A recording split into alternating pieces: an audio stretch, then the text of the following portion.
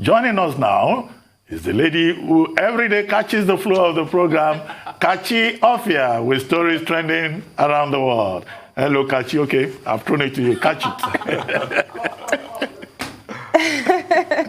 Good morning, Dr. Abatsi. Good morning. How are you doing? I'm good, thank you. Good morning, Kachi. Morning, Kachi. Very well. Good morning, Adesua. How are you feeling? Morning. Great. Amazing. Good morning, Rufai. How are Morning, you feeling Kachi. today? How are you? Great to see you again. Yeah. I'm very well, thank you. Okay, now let's begin with what's trending within the world of entertainment. On what's trending today, to begin what's trending, around Nigeria today, we're going to begin with the fact that a certain situation which involves teachers being just ghosted completely, teachers acting as ghost workers in an Edo State teaching school is a terrible, terrible situation right now.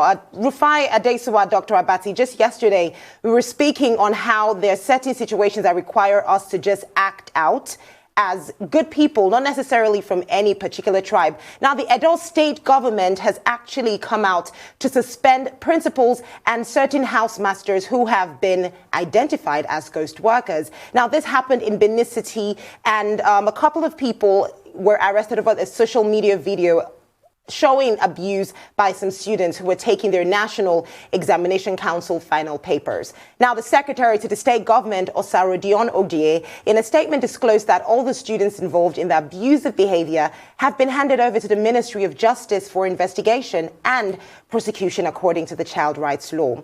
Now, according to the statement, the Edo State Ministry of Health has also been in contact with the victims to ascertain their state of health and is providing the necessary support.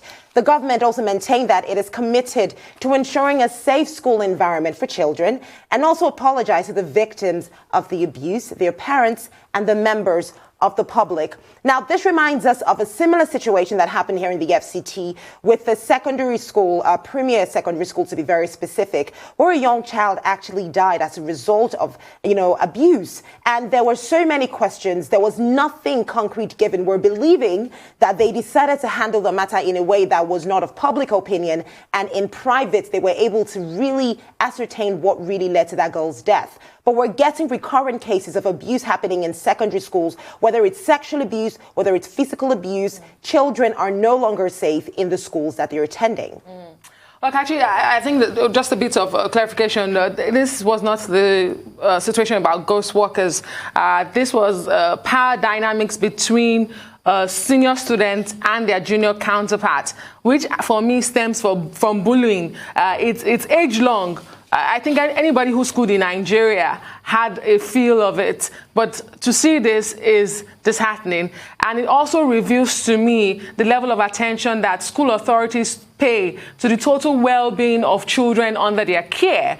And I totally agree with what the state government has done to suspend the principal, the housemaster, and of course to say even those who perpetrated this would have to pay for it, and they will be testing the laws as it regards, I think it was VAP mentioned here, I'm not too sure, but the state government is going the full haul to say everyone must answer to their crime. So this is bullying. This is definitely bullying. Well, VAP that you are referring to, that's the Violence Against Persons Prohibition Act. But the law here that the state government is quoting is a child rights law. That's what was mentioned in the statement. Now, what this shows is that Edo State is one of those 24 states out of the 36 that have domesticated the child rights law. And it's good to see one state, at least, putting it to test. I said here that, that child rights law of 2003, if you look at the penalties, in my view, the penalties are not strong enough. And some of these are laws, maybe perhaps if there is a review of some of these laws and the penalties are, made more stringent, maybe people will be discouraged. Well, that's why you made the point about bullying being an age-long feature in many of our schools here in Nigeria. I recall even in my time when we were going to school, secondary school, our seniors, used to ask you to kneel down they inflict corporal punishment on you, and if you try to be to defend yourself in any way, you'll be reminded that 365 days is not a joke. And that's somebody who is just in Form 3 and you are in Form 2. But over the years, it has even gotten worse. Now that there is courtism in secondary schools, and even in primary schools, the relationship between these so-called seniors and juniors, has become as violent as we saw in the video that you just showed. Yes, the state government has intervened, but only because this was reported via social media. There are probably more schools in Edo State and elsewhere beyond Edo College where you have this kind of situation almost on a daily basis. And that is why the point about the state government accusing the management of the school of negligence and incompetence becomes relevant. However, the state government has said there will be investigation. The teachers, if they are truly negligent, will be sanctioned. The students who were involved in these acts of brutality should also be sanctioned. If they are below the age of 18, the appropriate place to hand them over to is the juvenile section of the Ministry of Justice. And, there is the juvenile offenders law also, and they too can be sanctioned under that. Now, but beyond all of this, I think there is also a role for the Parents Teachers Association. Parents also have a responsibility, to engage with their wards, their pupils, their children, and to know the condition in their schools. Not just in Edo College, not just in Edo State, across the country. Because there are some parents, if they had known about this, they wouldn't even wait for the state government to intervene before they would go to that school and register their protest. And then, beyond all of this, of course, is the challenge of making our schools safe. In the northern part of the country, it is kidnapping for ransom in many schools, where we have also seen another example here in Edo State, where bullying can result into acts of violence against disadvantaged junior students. And of course, that is not in anybody's interest. So in those days, you used to have the inspectorate division in the Ministry of Education. Those inspectors, they used to go from school to school. That in itself instilled some kind of fear in teachers and students, because if the inspector came to your school, everybody will be in trouble, from teachers to students. But these days, I don't think many of these days even have school inspectors anymore.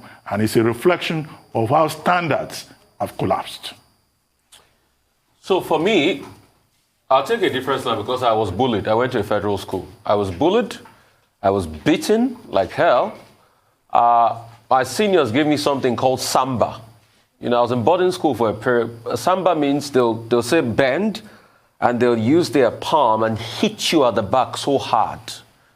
There were other very nefarious activities like slap yourself. A senior comes to the room, he calls out for who is the last boy. If you don't come on time, then two people, he says, start to slap yourself. I mean, they did it for their pleasure.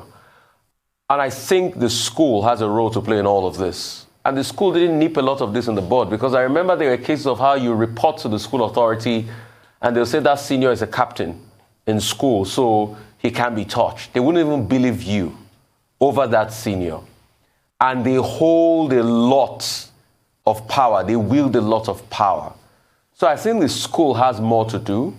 The school should have more porters and more boarding house officers to be able to intervene in cases like this. And seniors should be appropriately dealt with.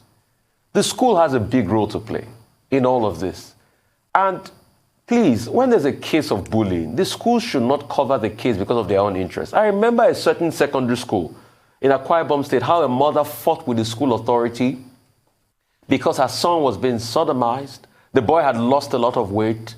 Only God knows how that case ended. We talked about that case here on What's Trending. Yeah. The school has a big role to play in all of this, but the school tried to cover these things most of the time because of their own interests. And that's not supposed to be the case. You should try as much as possible to give a level playing field. And sometimes the people that even bully people in younger classes, they might even be of the same age mate, but because you're just one class ahead of them, you start to bully, and the school authority does not do anything about it. So I'm happy the Edo State government has taken this up. The principal, I'm happy, it's been dealt with. More should be done. They should read a riot act out to the school authority. And if they truly want to nip it in the bud, they can do it. It rests on the school. The PTA, yes, will come in and speak as regards it, but it is the housemaster that knows what happens behind closed doors that will not report it because he will say, that senior is my captain. I don't want him to be debadged. So it's always about the integrity and the protection of who the senior is rather than the junior person suffering. Very nefarious activity goes on in boarding house, in schools, and the school can't stop all of this. Absolutely, Rufai. I mean, just to highlight what you just mentioned there, in a lot of secondary schools, in Nigeria, what you have is there's so much power with the students as a result of what you just said. They're captains or they're prefects. And then even the teachers enable this power. They say, because, you mentioned a couple of things you had to deal with in secondary school, a lot of punishments that are just unnecessary. And you have teachers saying things like, oh, well, they're prefects, so they have the right to, maybe next time you shouldn't do this. So it's an enabling environment where the students just have so much power. And that is why they do the things that they do. So they also need to take note that at the end of the day, these students are students. Look at you today, Rufai. I'm sure some of those people who are tempted to bully you today will look at you and go, oh, maybe I should have, done better. It's a really pathetic situation, and we really hope that other schools take note of this incidence of bullying because it's terrible. Well, by way of a footnote, I was going to add that this is more prevalent in public schools, not necessarily in private schools. And not boarding house and not boarding houses in private schools, but it's the public school system that is the problem. And in public school system, I don't know whether they still do it now, there used to be corporal punishment. In fact, some of the teachers were more wicked to students than student-on-student violence or senior on junior students violence. Some teachers took pleasure. Some of them will have different kinds of canes. Mr. White, Mr. Brown, they will ask you, touch your toes. You will be the one to select the cane. And by the time they were through with you, you won't be able to sit down for 3 days. If that is still happening within the public school system in Nigeria today, please, they should stop it. Exactly. It just goes to ask, what does that really do for the mental health of the child? 40 years ago. It's sad. It's sad. Well, we're going to take a break now. It is sad. We're going to take a break now on what's trending on the morning show. When we get back, it's some more stories trending around Nigeria.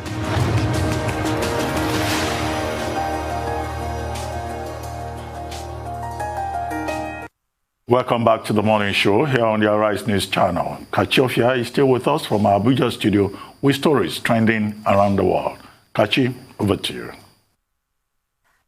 Thank you so much, Dr. Abati. Very interesting conversation we had there on the mental health and bullying within secondaries, within private and public schools in Nigeria. But now let's take a situation happening in another, state school with regards to the ghost workers I attempted to speak on earlier. Now, the Bayelsa state government has uncovered 612 ghost workers in a primary school set to be on government payroll.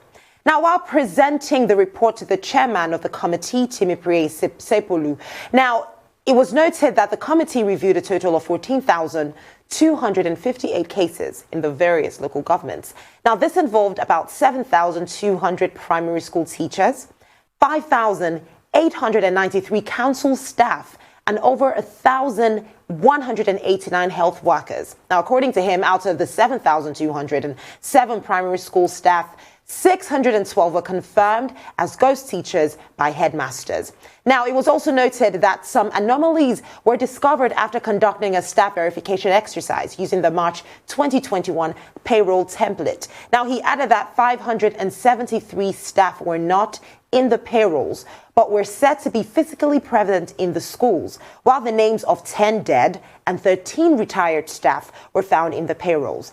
Now, this situation reminds me of a report that was done on the pension system within Nigeria, and how within that system, you have a lot of people who are non-existent on that list. You have some who are on the list but are no more alive. You have some who are on the list but are still waiting for their pensions. And you would think that is only where this situation of ghost workers exists, but clearly it penetrates various sectors within Nigeria. Kachi, Well, every time we talk about ghost workers, this phenomenon, this, fraud, it's a fraud. There's no name, there's no other name to it. But my question is it only the ghost workers that have been benefiting from this largesse?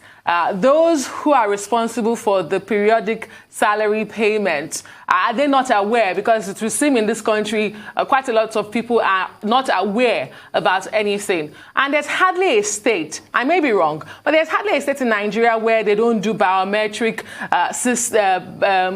what's it called? Every time they put their workers through biometric verification exercises. Thank you very much. Biometric verification exercises. So every time this is done, we hear about ghost workers. But I have never, I've never heard anybody is being arrested or prosecuted because they were ghost workers. So what happened to these verification exercises? How did they discover the money? Who were the people responsible for it? There is no deterrent. It continues to go on. Which is the big issue with this discovery in Bayelsa State. You didn't add that 10 of these ghosts were actually ghosts because they were dead persons, but they still remained on the payroll. Dead. So those ones are actually ghosts. But the other ones, are the ghosts that we also must look for. Somebody is saying living ghosts. And then those persons that have retired, some people on that in that report, it was stated had retired, but they stayed on the payroll. And then there are persons that the committee found were still on duty. They were at work, but their names were not on the payroll. Does it mean that those persons have not been paid for a very long time? But this is not strange. This report may be coming from Bayelsa, but it happens everywhere. At the federal government level at a point, that was why the federal government introduced biometric verification. It was what led to IPs. This same IPs that is causing problem between the federal government and the academic staff union of universities. The whole idea is to ensure transparency and to ensure that ghosts do not continue to collect rent from the Nigerian system. But of course, these so-called ghosts, they actually are alive. It's just a system of corruption. And that's why this last point is relevant. Exactly. It's corruption, and there must be proper investigation. The persons fronting for these ghosts must be identified. It's not as if they go to the payment section just to collect money. Somebody puts the money in those accounts. Who are the owners of those accounts? And this is where I think, in terms of what has been reported, the report by the committee in Bayelsa State falls short. We're told that in terms of recommendation, the committee is saying biometrics verification should be conducted, that the payroll system should be reviewed, and that there should be the removal of the ghosts from the list. But I said that is not enough.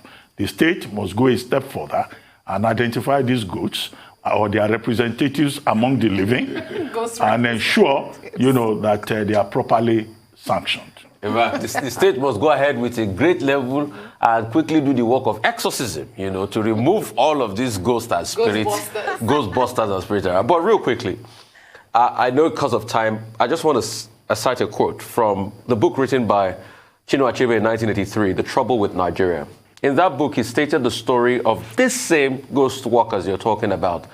And he told the story of how the money being paid to ghost workers in the Ministry of Communications had gone up to 600 million naira as at 1983. And he said that money could have built another international airport like Murtala Mohammed. That's to show you the impact and what ghost workers take out of our economy in waste and monies that can't be accounted for.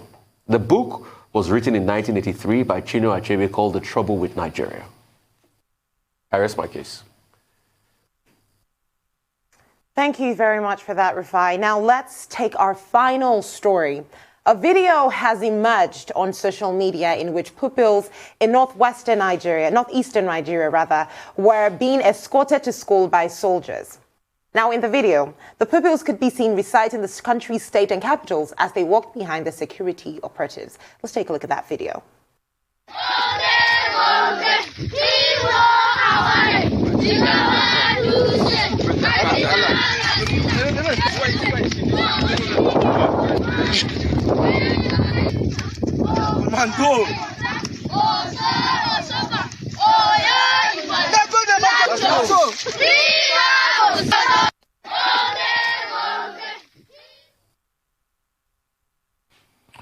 Well, that's Now, that so video there shows the students, reciting the state and capital. But contrary to what a lot of people, have said about this video, I don't see anything worthy of applause in this, because it just goes to show just how bad our system is. Now, when we look at all the kidnaps that have happened, where exactly did they happen? Did they happen while the kids were on their way to school, or did they happen in the schools? Now, the officers, if you also see in the video, were posing, peace sign, clearly aware of the fact that they were being videoed, and clearly we're hoping that, just as we've seen, they will be applauded for doing that. I appreciate the fact that they were doing this to show that they're trying to keep the kids safe. But what happens when the kids eventually get to the schools? Are they there to ensure that, okay, these kids are fine, they're going to go through their exams, go through the rest of the day safe and sound, and return back to their homes? I think this is one of just those situations where there's a bigger issue, but we just do something really small to distract from the fact that there is a lapse somewhere, a huge lapse. But this in no way, takes away from the fact that insecurity in schools for kids is an issue. And let's not even begin to talk about the state and capital that was being recited upside down by the kids. Let's just leave that part of the video. You cannot be more correct. It looks unreasonable and unsustainable, especially because we don't even have the numbers of soldiers to prosecute the war, let alone turning them to escorts to escort the children to school. And the question should be, will they remain with them in school and they escort them back home?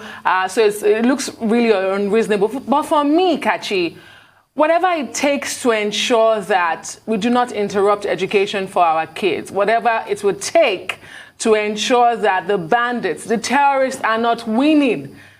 Because the ideology for Boko Haram is that Western education is sin and children should not receive education. If this is what it takes, then yes, let the children continue to get an education. But like you said, it seems like a knee-jerk reaction. It is not sustainable. It's not. Yes, Kachi, you talked about the bigger issue. The bigger issue is clearly the state of security in the country and the menace of insecurity. We are now at a point where in certain parts of the country, schools would become military zones. In our time, yes, when there was a war against indiscipline, soldiers were attached to schools. There may be just one soldier who was supposed to enforce the government policy about discipline in schools. But if you count the number of soldiers who are taking these primary school pupils to school, I counted up to about 8 or so. Now, you mentioned the example of a story from Bayelsa State. You talked about over 7,000 primary schools in Bayelsa State. Maybe in this state, this is Borno State, right? Yeah, maybe they also have over 7,000 primary schools, not to talk of secondary schools. Are you going to attach about 8 to 10 soldiers to every school to pilot the students to school and stay with them? How many soldiers do we actually have? And this is clearly a demonstration of how really bad the security situation is. And imagine what it will do to the psyche of the children. We may say we are protecting them, but what it will do to their psyche when they grow up, only to remember that for them to be able to go to school, gun-wielding soldiers will have to take them to school and even perhaps stay till after school hours to take them back home. Well, I'm sure the international community looking at this, will be shocked that there is no freedom, even for children, in terms of their safety, in terms of their basic rights, because the entire country has become a war zone. All right, in 30 seconds, the last time I saw, or historically we heard of something like this, was I think Little Rock 9, in 1957, where President Eisenhower had to tell the National Guard to escort people to school because of civil rights struggle. But this picture that we're seeing is coming on the heels of Nigeria raising another 125 million in Britain for education. There goes education. We can raise money for it, but if there's no security, then how do you effectively deploy education? We had a conference in Britain where we raised $125 million for education. That's a picture of what education is like in the northern part of Nigeria. Well, Kachi, thank you very much. That's all we'll be able to take. We'll see you again tomorrow morning.